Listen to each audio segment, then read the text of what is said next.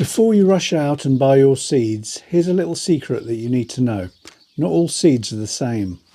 There are 4 main types of seeds: heirloom, open pollinated, hybrid F1 and genetically modified, and as you can see we don't have any of those here.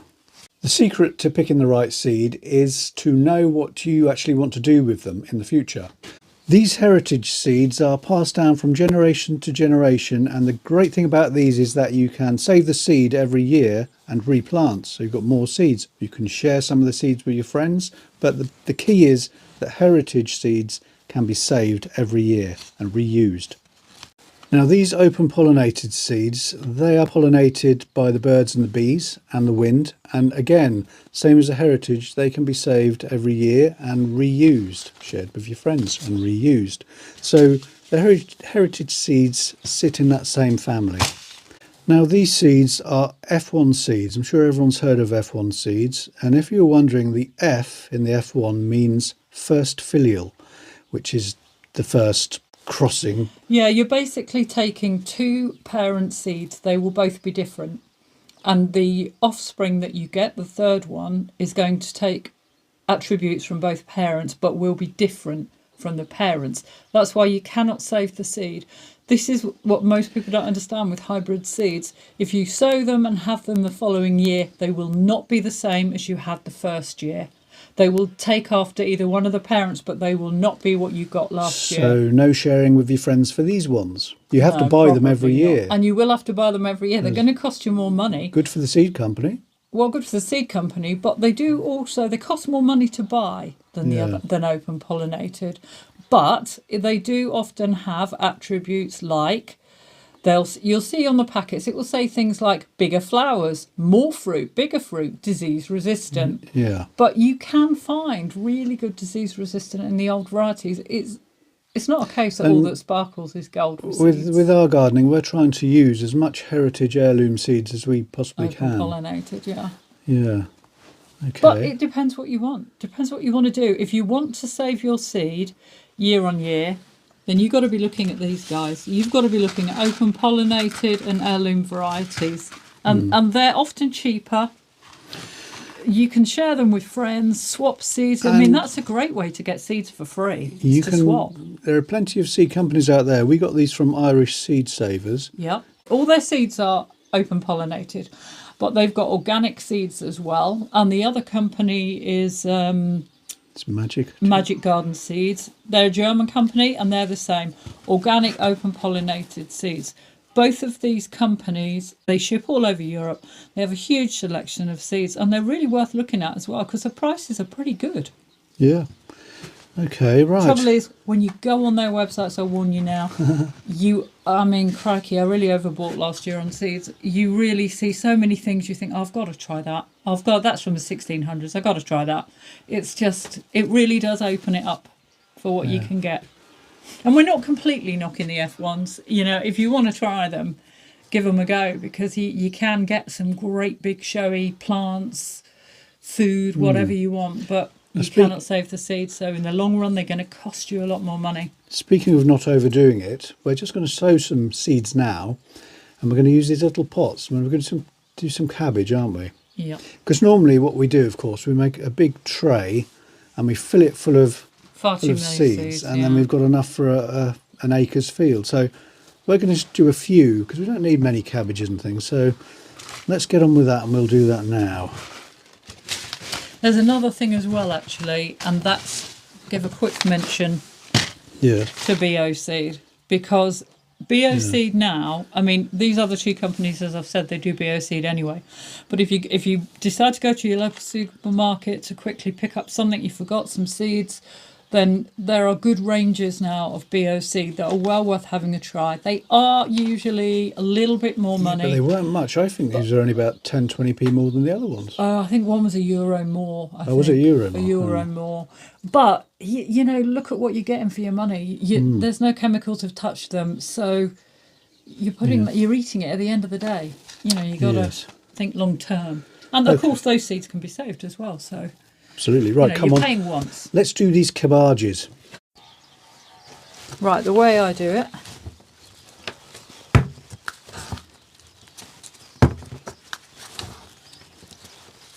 Tracy used to work in her dad's nursery, didn't you? Yep, years You ago. can see. Look at the speed. I like to write my labels first so that you don't forget what you've put in and where you've put it. Oops. Always use a pencil and you can rub it out and do save your labels, because they're expensive in the supermarket, aren't they? I know, it's quite funny how often when you buy, what's the date? I always forget. Have a guess, 14th. Okay, let's go with that. When you buy your plants, your labels, you often find they'll sell you a nice little felt tip pen with it, a permanent marker. And what happens is, Very clever. yeah, they know you can only use the labels twice max. If you do it this way, you can just keep rubbing it off with a pencil and using them over and over again until they deteriorate or you lose them. Sorry for the background noise. Our neighbour is having a good go with his angle grinder, I think. Yeah. There's something over there. Which one haven't I done? I've done the Mizuna, I've done the Epinard. Oh! I've done it there. I've put ox heart cabbage on Mizuna. Let's cross out the Mizuna bit. I'm having one of those days. Right, there we go. Let's start with the cabbage. Yeah, as we say, we're only doing a few because there's no need. We don't need an acre field full of cabbages. We only in reality use a few. We always overdo it, don't we? Yeah, I think everyone does, but you give some to friends and that. If you cut along the top of the packet also, I know it's tempting to rip it off and do it, but if you cut along there, you get a nice point then, and it's much easier to sew them. I'm trying not to do too many, but we only want a few because we're doing some kale. Just do a few extra for mistakes. That should be enough for us. I normally have a bit of tape here. Make sure you tape them back up so you don't lose them. I normally tape them back into there. I'll do that when I get them in. That's those. Mizuna. Now we grew in Mizuna last year. They were really good, and what a crop. I mean, they're just so prolific. They're so easy to, in fact we did a second sowing with a seed from the first lot, didn't we? They're so easy to do and they're so tasty. We're still actually, from the second sowing, we're still picking some now in the garden. We've still got some outside in beds, and despite the fact we've had like loads of snow and ice, they're still there, and it's still wet Normandy. So Mizuna, really good, and do successive sowings as well with them. They're good. I really like it actually. Good hardy little thing. I can steal that and put it on there just for the minute. Keep them safe. Those two seeds are fairly similar in size actually. I think these should be bigger. You can see most of these seeds, that's how many I got from, these were actually from the Bio Coop. In anyone who lives in France, these were from Bio Coop. And just so many seeds, and we grew some last year. So you can see, you know, you're often getting quite a few. So you can save them for a couple of years. You don't have to use them all in 1 year. Which are these ones? These are the Epinard. Spinach? Spinach, yeah. These are an early variety, so... They're big, actually. They're bigger, aren't they? Yep, much bigger. Again, just going to do a few because we want to try a few different varieties of things. Now we just put... I haven't got a... I know I should have, but I haven't got a... Sieve. Sieve. Yeah, bought one somewhere. So, I don't think we have. I think you got rid of it. Pop him in the water.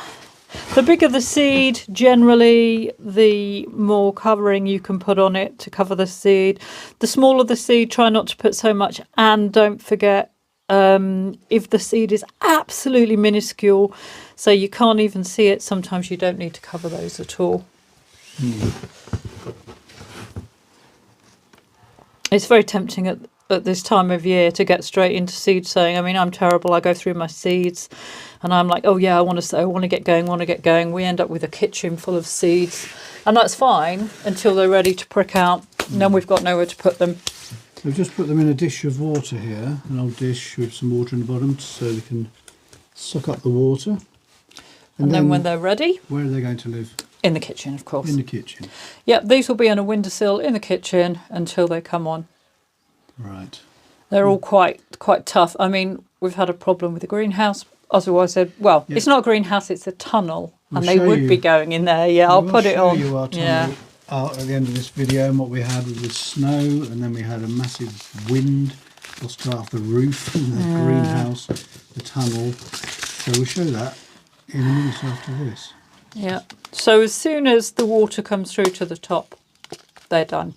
Right. And then you just take them off, let them drain off, and then keep an eye on them. How long will they take? Put them on the wind. Not sure. It shouldn't take too long. I mean, our house is not particularly warm, to be honest. No, it won't take that long. They'll be up before then. Right, there we are then. Cabbage, Mizuna, and spinach. Early spinach. Yeah. There we go. It's a good idea to keep a journal or a diary to record what you've sown.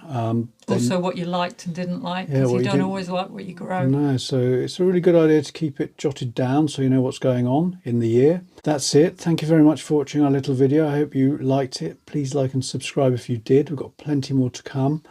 We're going to put some video on at the end to show what happened to our tunnel in the wind, and also a bit of what happened to our roof. And we've got some film of Bob Cratchit the cat, his first view of the snow. Oh yeah, that was quite interesting. First time he saw the snow. Yeah, so bless him. So I hope you enjoyed that. Enjoy your gardening, and we will see you next time. Take care. Bye bye. Bye.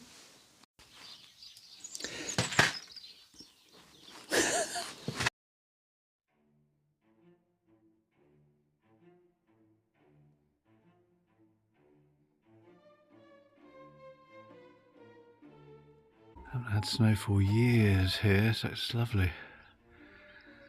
When you get a little bit, look at that. Amazing.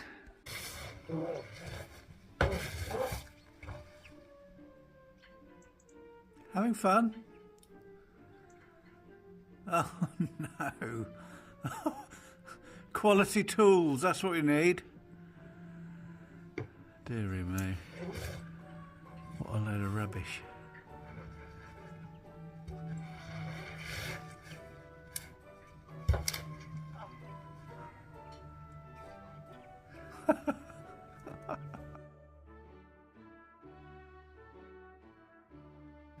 Back in the Victorian times, those brooms will still be going.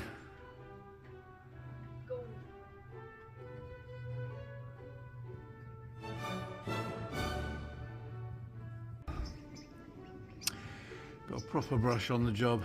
We've had this broom about 20 years, proper wooden broom.